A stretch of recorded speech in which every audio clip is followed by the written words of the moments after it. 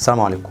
طبعا ادينا شفنا اللي حصل النهارده والكلام اللي كان بيتقال من امبارح، وكلام ياما، وفي ناس في كلام صح وفي كلام غلط، واغلب الناس مش فاهمين حاجه. توتر من الطلبه ومن اولياء الامور. على قد ما نقدر هنبدا ان احنا نبسط لك الدنيا. مبدئيا كده هنتكلم دلوقتي على طالب ثالثه ثانوي حاليا، اللي هو دلوقتي تمام. احنا حاليا في شهر 8 هو في ثالثه ثانوي تمام. طب الطالب اللي في ثالثه ثانوي ادبي هيدرس تاريخ، هيدرس جغرافيا، هيدرس انجليزي، هيدرس عربي، هيدرس احصاء. والاحصاء يا جماعه غير الرياضه، فيها شبه بس احصاء تمام بتكون غير الرياضه. دول 5 مواد اساسيه. باقي المواد اللي هو كان بيدرسها هتكون مواد تمام غير مضافه للمجموع، زي المواد الفلسفيه او اللغه الاجنبيه الثانيه اللي هي الفرنساوي. طب بالنسبه للاقتصاد ما جابوش سيره الاقتصاد باي حاجه. يبقى بالنسبه لثالثه هم 5 مواد تمام يا جماعه، ومجموعهم من 320. الغرض زي حسب ما الوزاره ما بتقول ان ال5 مواد دول الطالب يهتم بيهم كويس جدا، والغرض من كده ان الطالب يهتم اكتر باللغات وخصوصا اللغه الانجليزيه تمام. اما بقى بالنسبه لطالب تانية ثانوي، هو طالب تانية ثانوي مفيش اي تغيير عامه، كل مواده زي الفل عادي جدا، ما عدا اللغه الاجنبيه الثانيه اللي هي الفرنساوي او الالماني.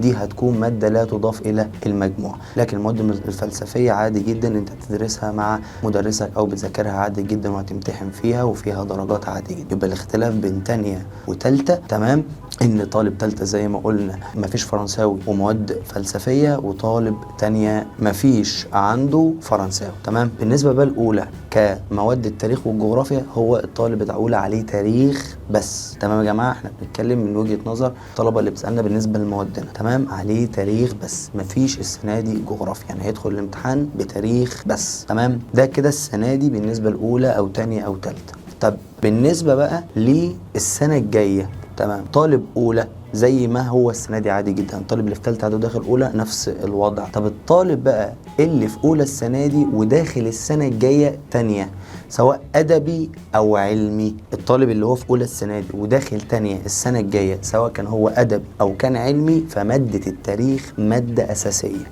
يعني الطالب علم علوم، علم رياضه، ادبي، ايا كان، في تانية السنه الجايه هيدرس التاريخ كماده اساسيه تمام. حبينا بس ننبه على المعلومه دي اللي هي بتاعه التاريخ تمام كده يا جماعه. يبقى احنا كده عرفناك. ركز عيد الفيديو تاني وشوف انا حددت طالب ثالثه السنه دي، طالب ثانيه السنه دي، طالب اولى السنه دي، وحددت السنه الجايه اللي في اولى هيبقى نظامه ازاي، واللي في ثانيه هيبقى نظامه ازاي، واللي في ثالثه هيكون نظامه ازاي من وجهه نظر تمام انا كمدرس ادب. بالتوفيق ان شاء الله باذن الله.